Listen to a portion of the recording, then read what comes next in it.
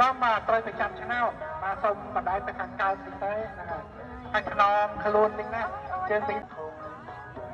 បាក់ស្អីប្រគំភ្លើងបាទកំដរទីក៏ហួរដែរទុកចិត្តរតនានេះបីមកដល់ទីស្របហើយយើងរងចាំមើលតើរវាងយុវជនអ្នកច្បាប់និងផែនសិល្បៈកីឡា